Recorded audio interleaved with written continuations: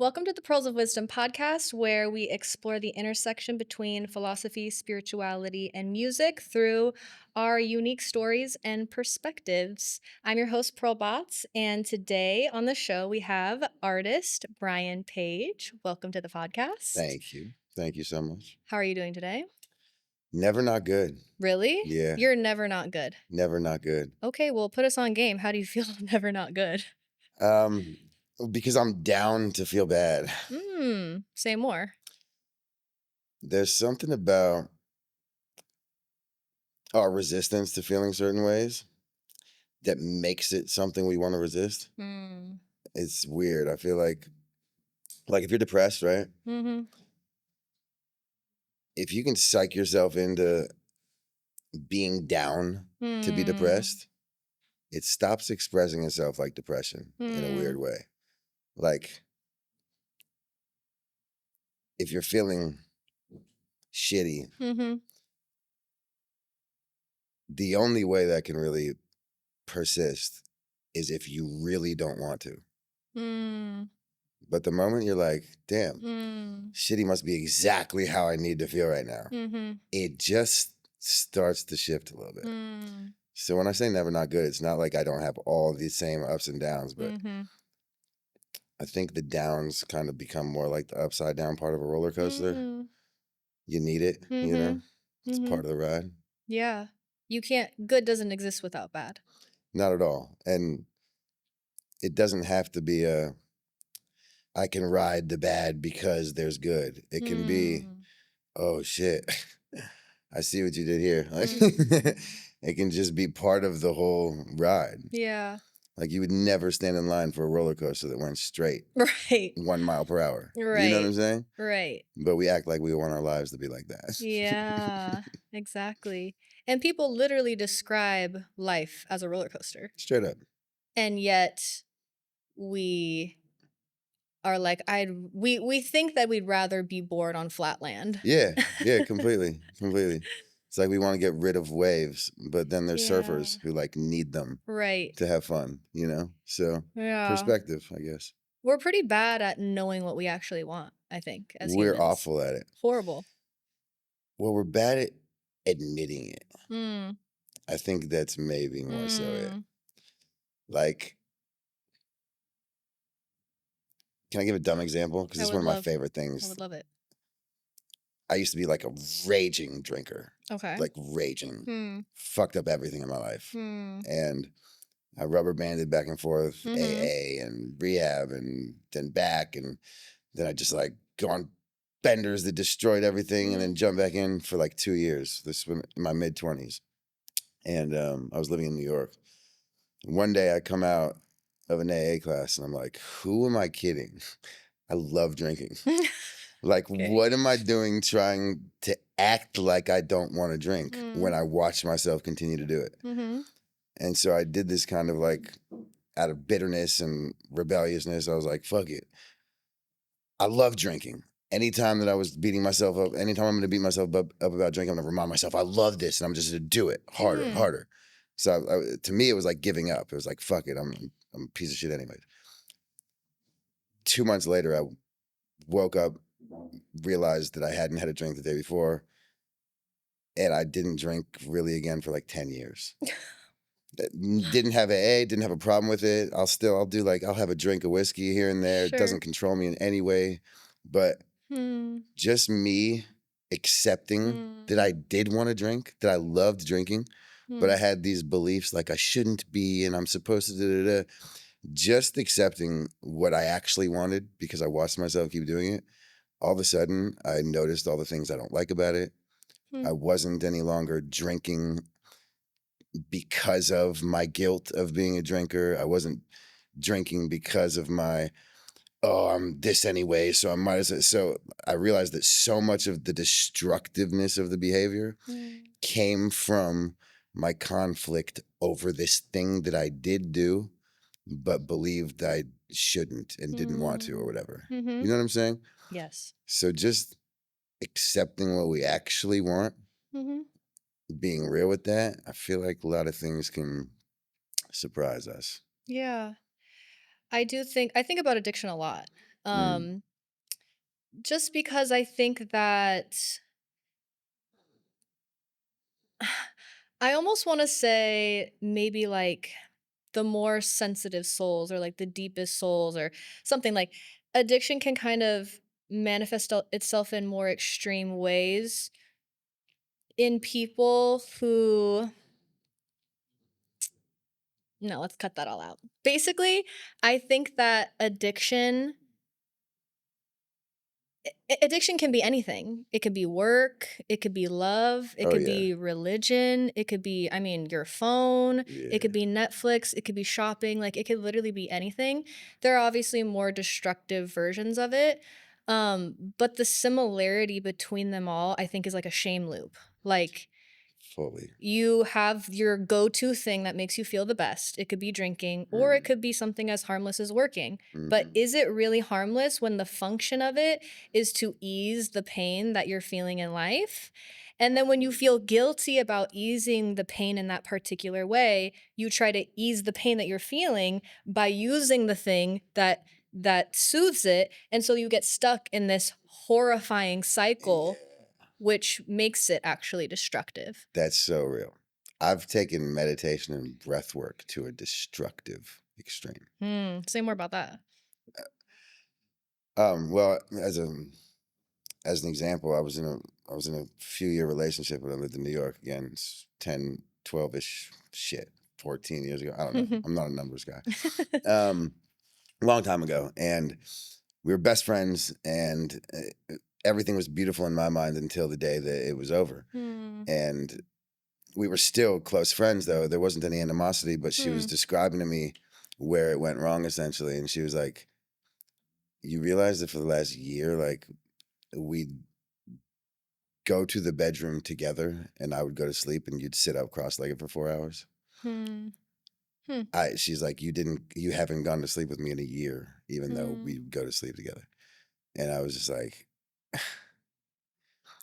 in my mind, I'm like doing what I'm supposed to do to evolve, and you know Hmm. what I'm saying, to shift myself as a human being, and I'm literally not doing the one thing that Hmm. would have been cultivating my relationship, and you know what I'm saying, Right. bettering our connection. Um, but also, like, breath work and shit, like you overdo things like that, you just become so fiery. So there's no grounding there. Like, I don't want to piss people off, but there's a lot of Kundalini heads who they're so Hmm. heady, they're so elevated in their mental space and so high off of that there's no grounded nature to balance it out. And Right. it's just another thing that creates separation in our experience and with other people. Hmm. Um, but yeah, I agree. It's not actually the thing, in my opinion. It's something underneath it. Hmm. The reason you do the thing. Hmm.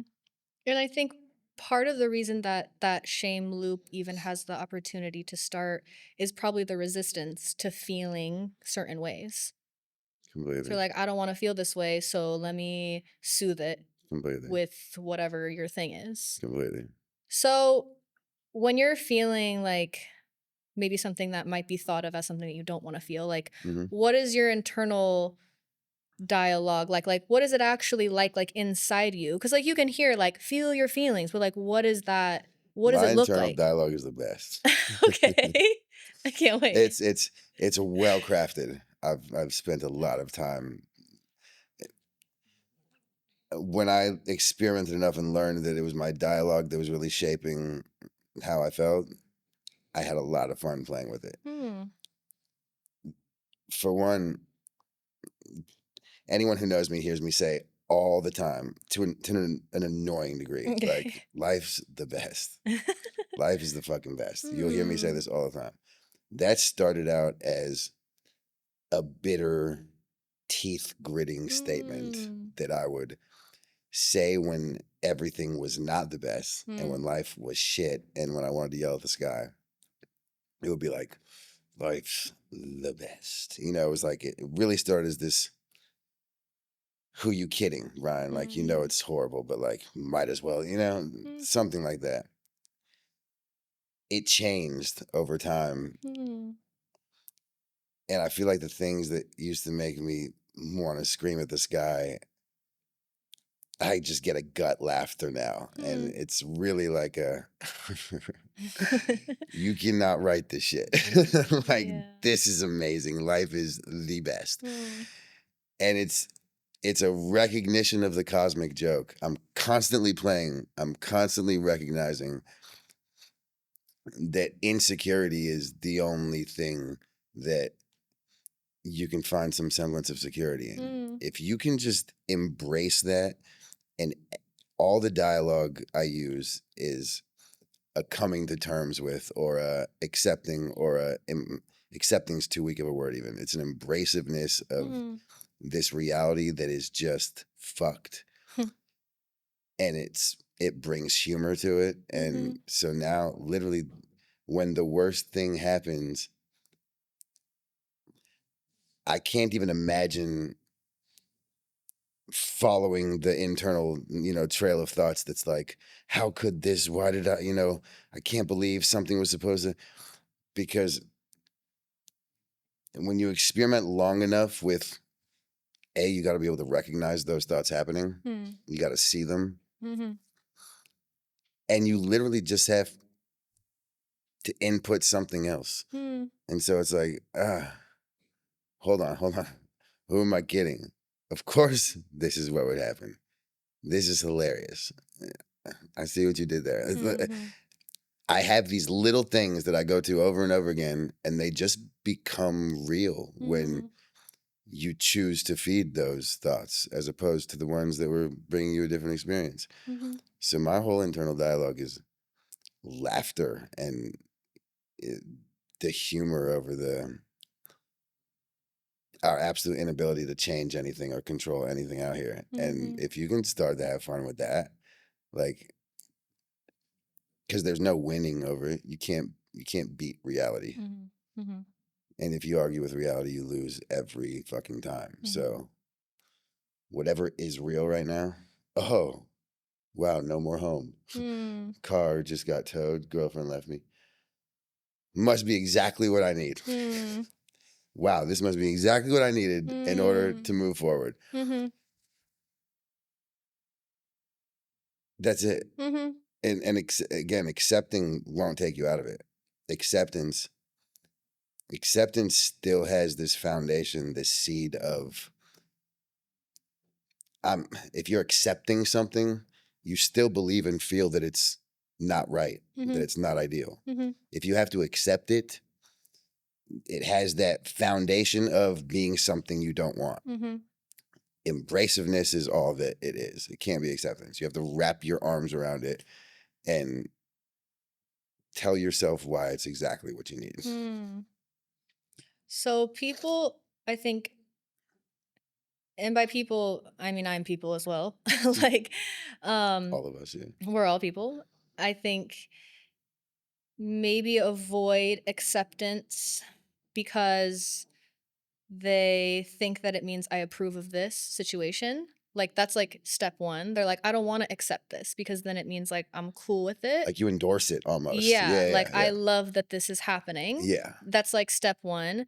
But that's like when I've gotten a piercing from this one guy, he was like, okay, like when you get it, like there's gonna be pain. He's like, you just need to surrender to the pain. Like it's just gonna be painful. So like non-acceptance is like it going in and you being like, or like, no. Like you're Take it out. freaking out Take it out. about it. Yeah. And it's like, it's just gonna go slower. It's gonna go in the wrong angle. It's gonna be harder. Like you're making your whole movements life are gonna harder. yeah, absolutely. So acceptance isn't necessarily approval. That's like step one. But then what I kind of hear you saying is like, but actually also you can get to a point where you do approve of what it might be doing for you or what it might be calling you to do. I actually, it's funny because this subtlety it comes up often when discussing anything along these realms, because like, let's say you're dealing with a trauma from the past. This is where it hits someone or stings them, because I'm extreme with it. I work with I share space with a lot of people and have shared space with a lot of people who the whole purpose of them sharing that space with me is because they're wanting to move through something heavy. Mm. And I'm not a fun person to be with in that situation Mm. until I am, Okay. because I'm very quick to let someone share the tragedy that's shaped their life and their foundation and their experience thus far. And as soon as there's a stopping point, be like, hell yeah, I love that. No, no, that's dope. I'm so glad that happened to you. And the triggers that will hit in that moment. And I know that. And I don't leave it at that, obviously. Sure. But I always have to start with, well, first of all, recognize like necessary ingredient for your current amazingness, which is why I'm enjoying you, you know? Necessary ingredient for the meal you're supposed to serve the world. Try removing it, see if it tastes as good. But accepting a reality does not mean that you're condoning that behavior or action for the future. Right. So that's the difference. Right. Accepting something that has occurred because it's real, it's now, you know, the frequency that you hear statements like, I could have done this. I should have done this. I wish I would have. Absolutely waste of time statements or beliefs, because there is zero reality and zero possibility that you should have or could have done anything. What you should have done is what you did because reality has written it as the truth and what happened. So to say you should have done something different, it's like, based on what timeline? Like what what fucking alternate reality are you comparing it to that you've seen how it unfolded differently Right. and said, "Oh shit, they did it better." No. So accepting something that is real only because it has already occurred or is currently occurring, we have to get out of trying to figure out what the right and wrong thing to do is and get into a space of what's actually useful. I don't care if I'm in denial and fucking lying to myself in every way possible, if it's useful for me to move forward and feel better. And trying to hold on to what you think is a righteous truth and what's correct when it is literally compounding and making your shitty or suffering like feelings continue, what's the usefulness in that, you know? So if you can first say, can we agree we just want to find what's useful to move forward, as opposed to what who might be right or wrong based on some sort of logic somewhere compared to something. So if you actually want to feel better, if that's the goal, if you want a different experience than you currently have, you look at the trauma that you think should have been different and you decide, since it's real, it is a necessary ingredient. Period. It's the only useful way to be able to move forward. And embracing it is the step you take after you've accepted it, so that you can actually use it to serve up your meal, as opposed to just you're still cooking if you're accepting it. You know what I'm saying? Right. When you embrace it, you get to feed people. So acceptance precedes embracing it. For sure. Necessary step as well. Necessary step. Yeah, yeah. Yeah, you can't embrace it until you've accepted it. Yeah, no, I feel like it's not even something you can even play with. Right. Like, even if you wanted to. No, no, no. Acceptance is that seed. Yeah. For You're sure. like, that's just mayo and bread and tomato. Like, that's not a sandwich yet. Yeah. Acceptance is belief and embracing is knowing, in a sense, you know? Yeah, that makes sense. In Dialectical Behavioral Therapy by Marsha Linehan, shout out, changed my life. Hey. She calls this concept like effectiveness. So it's like, do you want to be effective or do you want to be right? Like, Yes. what's your choice? Exactly. And I think about that a lot, like, especially when it comes to like any kind of interpersonal conflict. I'm like, everyone thinks that they're right, first of all. Hmm. And it's like, even if you for sure are, it's like, do you want to win? Do you want both people to like feel like they're good? Or do you want to be acknowledged for right? Like, that's honestly like kind of lame. If you need to be right, it's like, that's boring. Everybody wants to be right. Like, that's the easy, lazy thing to do. Yeah. It's like being effective, that shit's hot. Facts. That's sexy. If you're like, I know that I'm right and I don't need you to acknowledge it because I just can validate myself and I'm going to do what's going to get the best outcome out of the situation. Facts. Listen, I have so much fun with that. I will sit there and wear and own wrong. You're like, I did If it. I see that we're going to get closer to sharing the space that I'm wanting to share with someone. Yeah. I am so, and I don't mean in a way where you feel that. I mean, I'm going to wear it.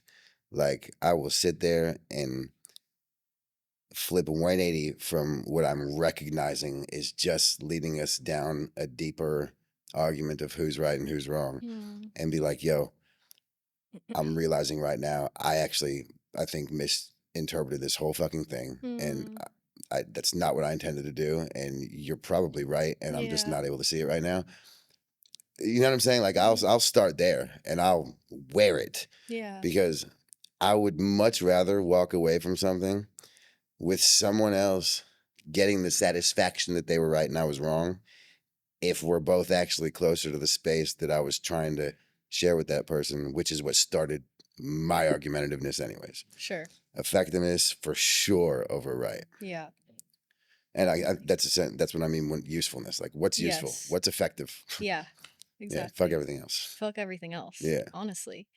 Um, I feel like if you think in the ways in which you think, and just like even briefly you sharing a couple of things, like you don't usually have that perspective unless you've had to get yourself out of a Hmm. hellish experience. Hmm. Like I've lived a charmed life. like it's really not giving that. So like were there any defining moments that I guess pushed you to go in this direction?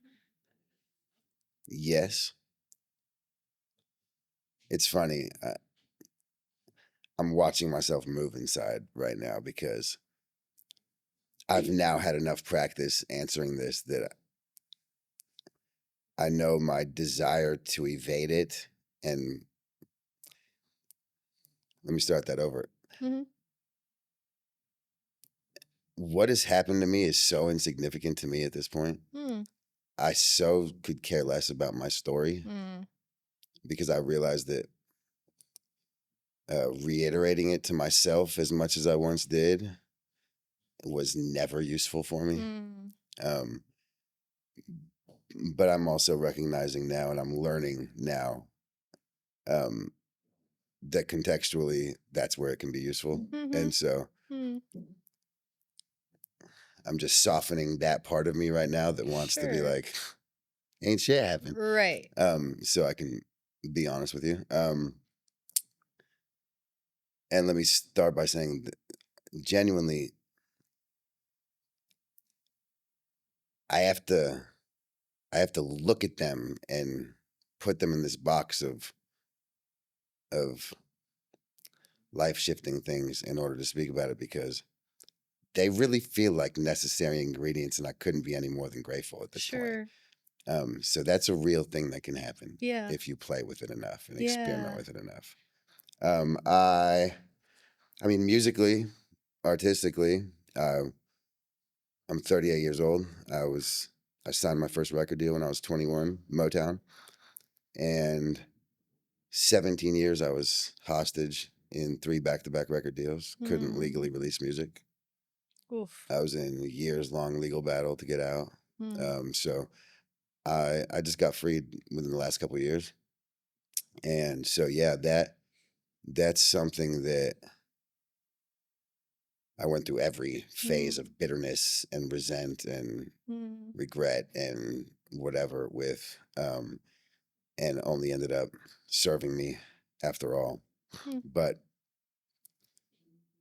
not being able to do what you think you're here to do, Oof. and not and knowing that anything you're creating is not going to be able to be something you can share, and it's not going to belong to you, and that did something. That definitely uh, that taught me a lot. That taught me how to soften my grip. Taught me how to let go of things, no matter how valuable I felt that they were to me. Um, yeah, interesting childhood. Lots. I grew up in a lot of fucked up places. Seen a lot of fucked up shit. Lived on a sidewalk for almost a year in New York. That was a big turning point. Like halfway through, I was outside for like probably like 10 months. Um, in New York, I was 19. How that even happened was a story in and of itself. But essentially, I tried youth shelters, under 21 youth shelter. Made it one night, scarier than the street. Tried sleeping on subways, scary as fuck. I ended up picking this spot right at like 49th and Broadway, 47th, directly across. So there's this like triangle police station in the middle of Times Square. Just this little like boothish type thing. I would sleep in the median, like literally against, like leaned up against this uh like little mini gardenish area in the middle of Times Square.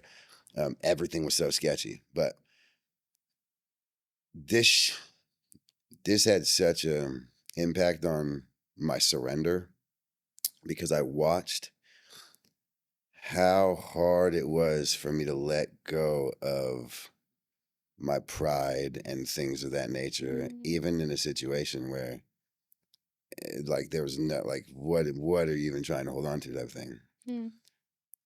It took me like I don't know how many, at least a handful of months. I never once got up the balls to sing in Times Square. Like I knew I could have and should have in that time. That's I could have, I should have. Why won't I?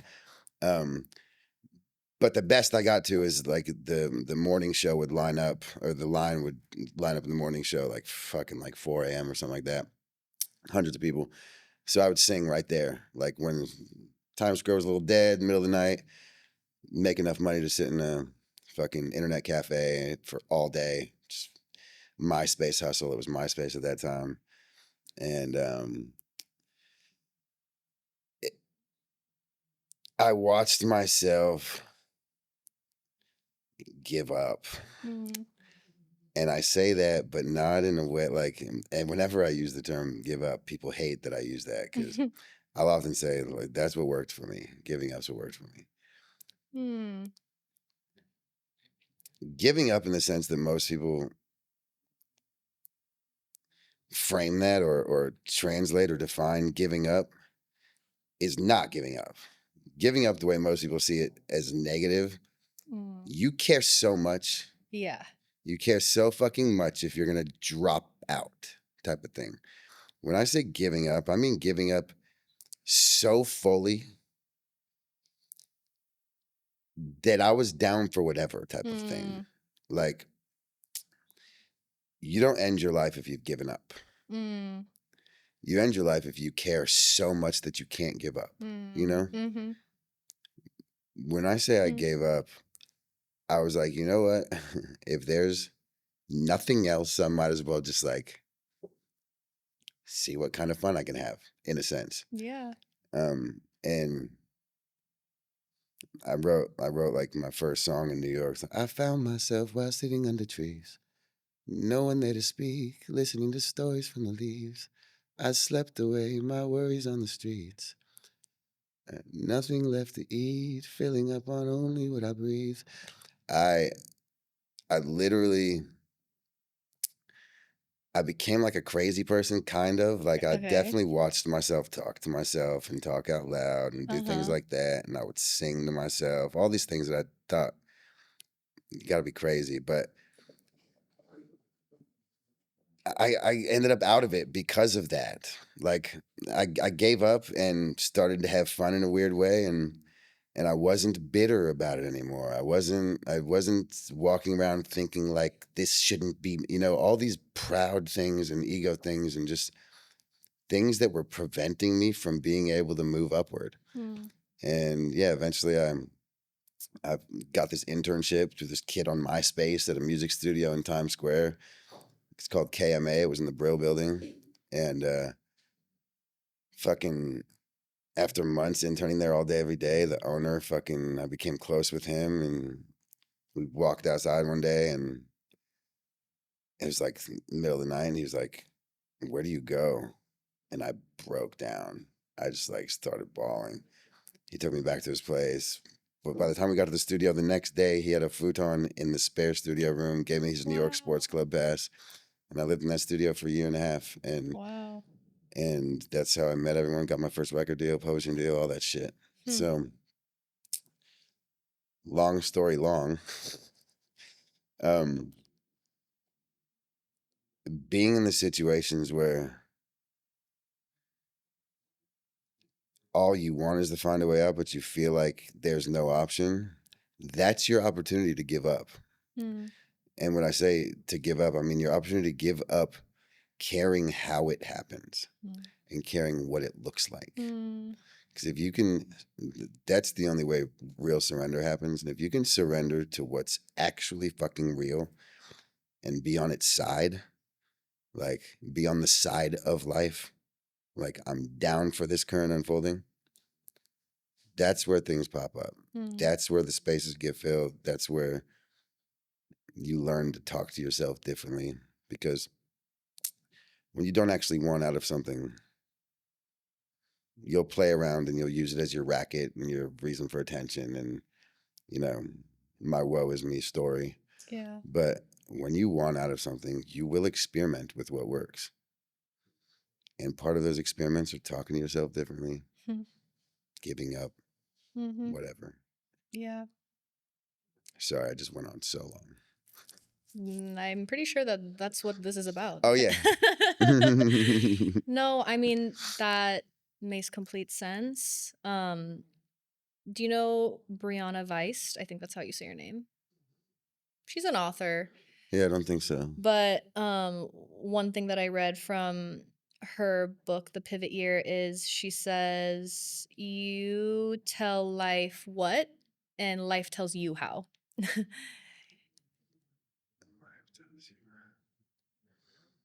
Interesting. Like, you can't tell life how. Yeah. You can try all you want. Yeah. But it's not going to work. Yeah. Like, you I have like those that. desires in your heart for a reason, Yeah. and you make them known, you put it out there, but that desire was given to you, and you have no idea how it's going to actually come to be. Facts. Life tells you how. Facts. You're life's bitch. I say all the time, I'm an absolute slut for life. I let life just flip me around and rail me and mistreat me and fucking like I still come back for more. It's like it's weak pay. Like they don't even pay me the right amount, but it's like I'm just like, daddy. Like life's daddy. Yeah. Yeah. But yeah, like that's what I mean. Like if you're gonna get fucking railed anyways, sign up for it. Like, be the sugar baby for life. At least get the rewards and benefits from it if you're going to get fucked anyways, I love that though. You tell life what and it tells you how. Couldn't agree more. Yeah. I'm one of those people, I low-key do feel like everything I've envisioned, I've either watched it or I'm watching it unfold. And definitely on overdrive as I stopped trying to believe I knew how it was supposed to happen or stopped even. Honestly, I don't even interfere anymore. Like, I feel like the only thing I'm good at now is getting out of my own way. And shit happens so wildly, weirdly, amazingly, magically when you just let go completely of how you think it's supposed to be done. Because there's so many countless and innumerable things that, is that a word? Yes. I think so. Yeah. Things that can contribute and the variables that can like synchronize for things to happen. Never is it in the way that I thought. Never is it even in the realm that I was imagining of how it would or how it could. Uh, And it's so much more smooth when I'm not sitting here focusing on one out of 17 trillion possibilities, because you put your energy and attention onto this one way you're wanting it to happen, and you're literally putting your blinders on to mhm, everything else out there trying to make it happen. It's mhm, crazy. mhm. It's crazy. Life's the best. You cannot write this shit. I promise you, you can't. You can Uh, write about it. That's the best we can do. yeah. You cannot write it. You can't make it up. It's the greatest movie ever. So, where are you now in terms of like, have you seen any of your what's come into be in these days of surrender and letting go? Like, what's life like in that All of way? them. All of my real whats have. There were whats that I realized weren't my whats. Hmm.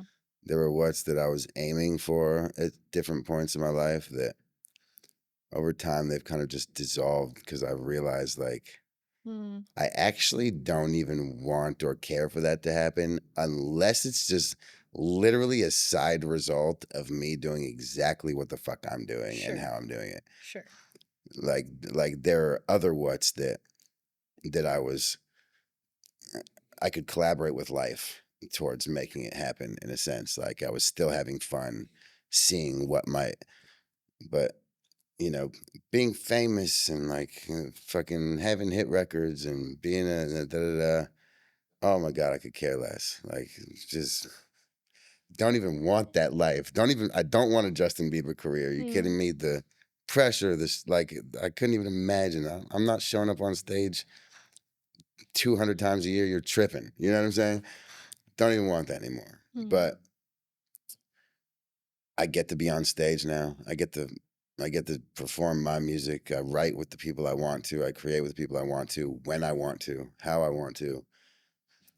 Somehow my bills and my responsibilities are taken care of. I don't even know how. I couldn't tell you. Like I don't have a fucking job. I haven't had a job in so long. And yet I watch things, you know, yeah, I get paid for music now. Can't believe that happens.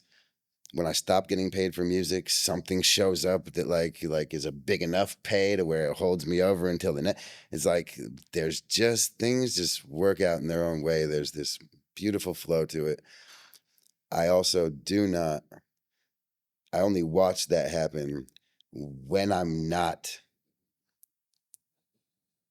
enforcing on life how badly I need it, and then like what's going to happen to me if it doesn't. Like when I'm not in those mindsets, it's there when I need it. I don't know how, Hmm. but probably just the openness and availability to the whole unfolding. You realize how many things you're probably missing while you're stressed about that car payment or whatever. Right. When you know the car payment's there, it's recognized as something that is part of your, you know what I'm saying, continual, flow, but it's just left as a recognition. And you're still open to right now and right now and right now and right now and right Hmm. here and this. So many opportunities come up that can handle that and that can cover that that you miss when you're spending every one of these right nows like car payment, Right. car payment, car payment, car payment. You know what I'm saying? As you said car payment over and over again while you were all stressed and tense for 17 hours in a row, there were 17 hours of people laughing with you and wanting to connect. And 6 of them were people who are connected to this thing you do. And one of them was actually going to offer you something. You know what I'm saying? It's like, Yeah. that's how it all works out somehow. Um, everything, actually. I used to run away from teaching. Now I teach teachers, on my own time. I used to hate. All I wanted was to be able to do that when and how I wanted. I don't do classes regularly at, schools. I get to spend time with people who want to spend time with me. Life's the best. Yeah. I don't know. Like I found out today I have to move out of my apartment next month. It's probably going to be the only day I think about it until next month. Yeah. Or when it comes up, it's because I already know something's going to happen. Mm. Hmm. It knows what needs to be done. Yeah. Keep doing things the same exact fucking way. And next month, you're going to see me moving into a new place. Right. Might be doper, cooler, It will be. better. It will be. Yeah. I just got a new puppy. Oh. Obsessed. Obsessed. His little baby Chow Chow. Cute. Yeah. Love. Um, yeah. Yeah. All my whats. Hmm. Because my only genuine what now is this. Hmm. And this, and this, and this, and Hmm. this. I do not care. I'm so down with what unfolds. Hmm. I feel like I'm succeeding Hmm. constantly. Hmm. Makes sense. It's like, I mean, back to kind of like what you were saying, like when you're on your phone and you're like scrolling or whatever, like, and like you can be totally oblivious to what might be going around. People could have a car crash or whatever. Like, your attention is so powerful. So And when it's focused on a problem, then all you're going to be seeing is the problem straight up. instead of all of the solutions, the Straight potential up. solutions. And also, like, you have no idea. You don't know what your future self knows because you're your present self. So if you're trying to figure out a future problem with your present knowledge, how are you going to win? You don't know what you're about to Facts. know in the future. So you Facts. have to trust that the journey that takes you to your future self is going to help whatever you encounter in that moment. Yeah, So absolutely. if you're okay right now, or even not okay, feeling not okay right now, But down with feeling not okay. but okay with feeling not Yeah. okay, then you're good. You're so good. I I really feel like it's so dumb. It's so simple, stupid that it's hard. Mm. Like at a certain point, the formula came to me. It's so silly. I'm only calling it that for drama's sake. Um, how the fuck are you ever going to be good at future right nows if you're not learning to be good at this right now? Mm. You know what I'm Mhm. saying? Right. So, like, if you're not using this current right now and saying, all right, this is what I've got. Let me see how I can be good at this. Let me just play with this right here. Hmm. It doesn't matter what you achieve, doesn't matter how much money, like, you're not gonna know how to enjoy a future right now if you're not learning right now. Mm. Mhm. So you have all the accolades you want, you do all the fucking achievements and blah, blah, blah, blah, blah, and you'll have zero idea how to experience it any differently than you're experiencing the lack of it right now. Mm. I think one way to understand that concept in like a little microcosm of that concept is Hmm. like budgeting or money. It's like if you have $1,000 or $10,000 or something, like everyone's like, "Oh, I want to be a billionaire." First of all, do you really want to be a billionaire? No one, how do you even handle that much money? First of all, there shouldn't be billionaires. But anyways, You shouldn't. like I people don't even really want that. They just want like freedom and Yeah. Yeah. happiness and They want to fulfillment. not have to think about the next bill. Yes, and Right. be Yeah. stressed about Yeah. that.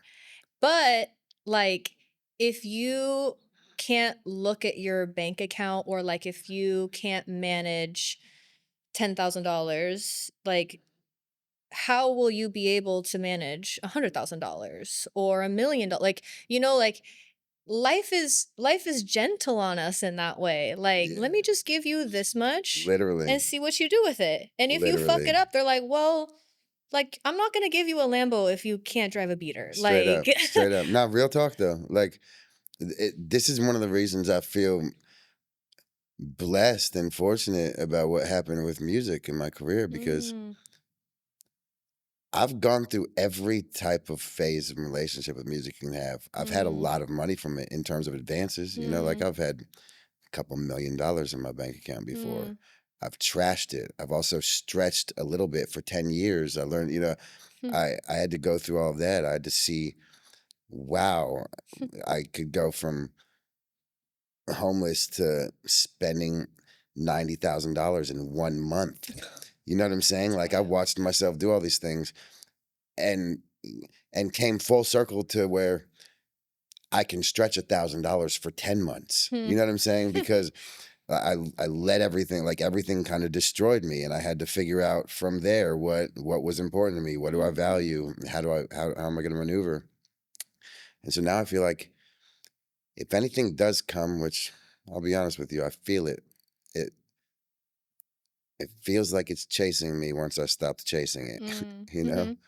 Mm-hmm. Um, but I do know if anything does grow in terms of that, I'm so glad that I got beat up by it in every way, shape, or form. I'm so glad I know what I would do with a lot of money. Mm. I'm so glad I know what not to do. Mm-hmm. I'm so glad I know and have been in this world of, temptation and celebrity and blah, blah, blah, so that I know that will no longer, you know what I'm saying? It's like Mm-hmm. I had to drive the beater for so long and learn to be good at it, finesse it, not be ashamed of it any longer, Mm-hmm. and then graduated to look. I can handle a Ferrari now. I Mm-hmm. kind of don't want a Ferrari. Mm-hmm. It's a little too much at this point. I Yeah. wanted one, you know, but I agree with you fully. It literally provides us with a slow growth blueprint, and we just either don't grow at all, or we're trying to speed up growth that we don't deserve. Mm-hmm. Man, we're funny. Hilarious. You're funny. Yeah. It's I'm reading Infinite Game by Simon Sinek. Have you heard of it? I've heard of it. I don't know what's the premise, but It's I'm not that far in, yeah. but I think even the title is like indicative of the like concept, which is just like you can either play to win or you can play to experience. And people think that, again, people being me, like finite games feel good short term, but the real joy of life are infinite games. And Ooh, for me, like music 100% is an infinite game. There's yeah. so many different ways I can grow and experience. There's no winning. There's just another level and another level. And so every moment of my life is preparation for the next one, and savoring that preparation is life. Facts. Like, if you're in a rush to get to the next moment, there's some experimentation you could do. There's some things you could shift and do differently. Mhm. Period. Mhm. If you want out of this moment, that's your sign that Mm. like you've got some tricks and hacks you can learn to fucking experience life more fully Mm. and feel more of the way you want to feel. Mhm.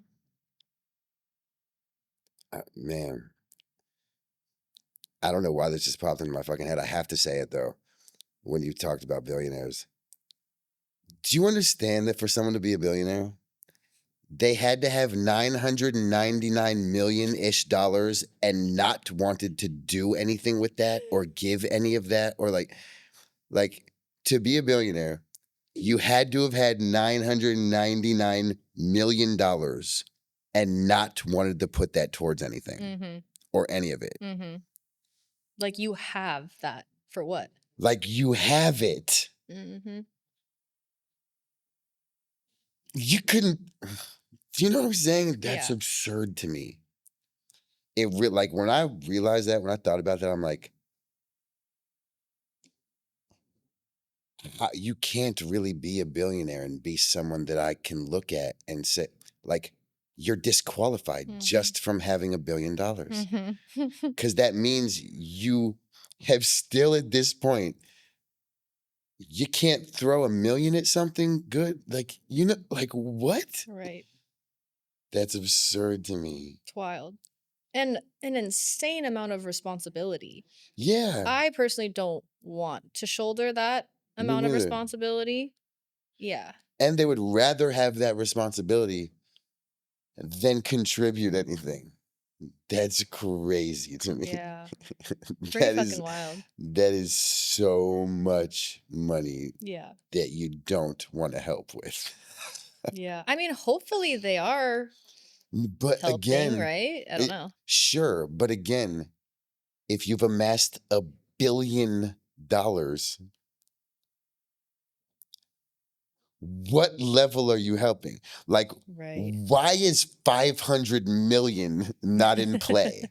Why aren't you keeping yourself as a 500 millionaire? Right. Do you know what I'm Right, saying? right, right. Like, at the least, Right. like, or at the most, even. Right. It's like, cool, I Like, get cap it. yourself. Yeah, like, if you're on the road to becoming a billionaire, why is there not a point where you're like, okay, I'll just stay at 700 million. Mhm. Everything past this, I'm Is gonna, gone. like, I can build other people, even if you don't, even if it's not about changing the world, or, like, why aren't you funding people's businesses? Where are your friends at? Where, Mm. like, where are the people that, could use, banking or fucking like funding for a great idea or a project? Or like, how are you reaching $1 billion Yeah. and not doing any of that? Mhm. You're literally having that shitty responsibility is even more attractive to you than helping. Right. I'm sorry, I'll stop. No. That's just, It's wild. that's wild It's to wild. me. It really is. That's wild to me.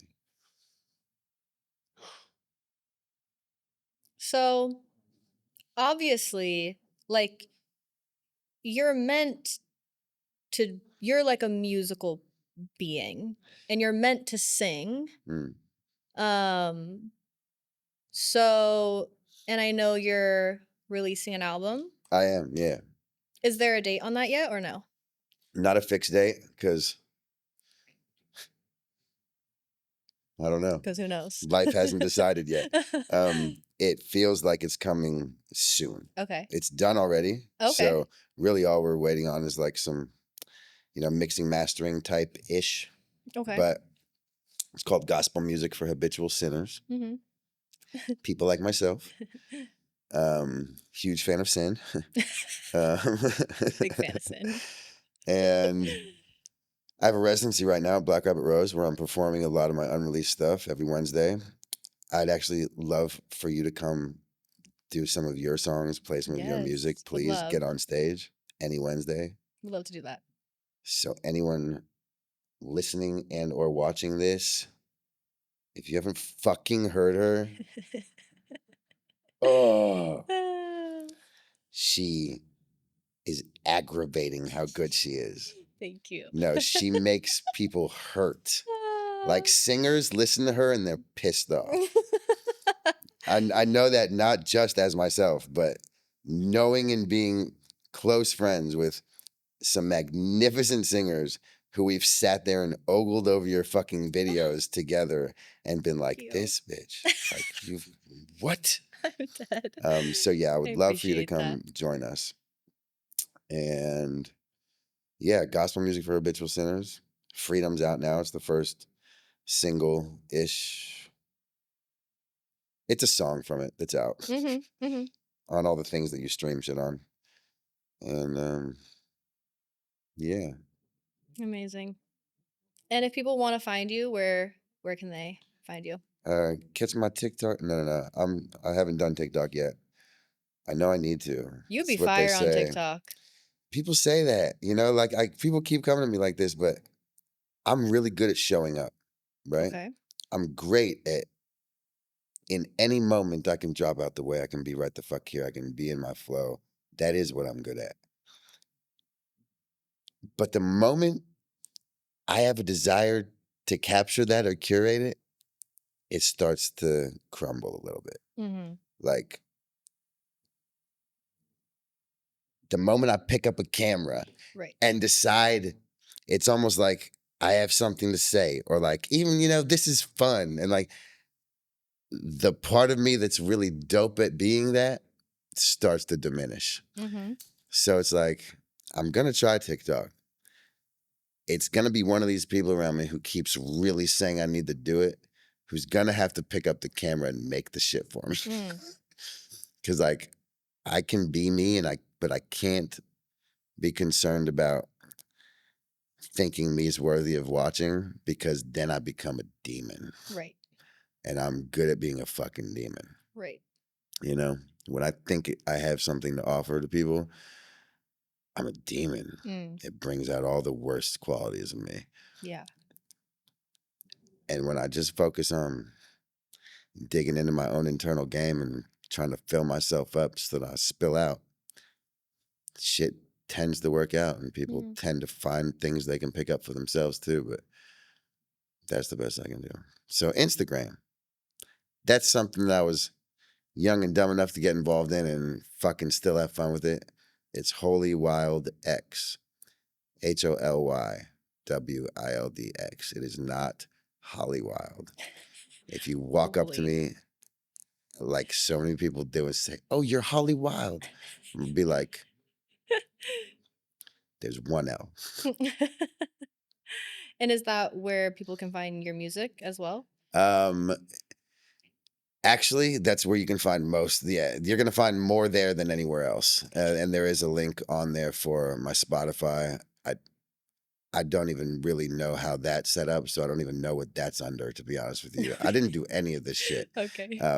But it's probably under my name, Bryan Page. I don't know how to, I don't even have Spotify myself, so I don't You don't know have how it Spotify? works. I don't listen to music. You don't listen to music? No, I mean, I listen like to Oh, my friends when they send me things, but, sure. and I love music. I Yeah. appreciate it, but I hear it enough when other people play it. Hmm. I would just never think to push play myself on Interesting. it. Yeah, What do you listen to, like in the car or I when don't, not at you just all. don't listen to anything? Yeah, no, You listen to pods or no?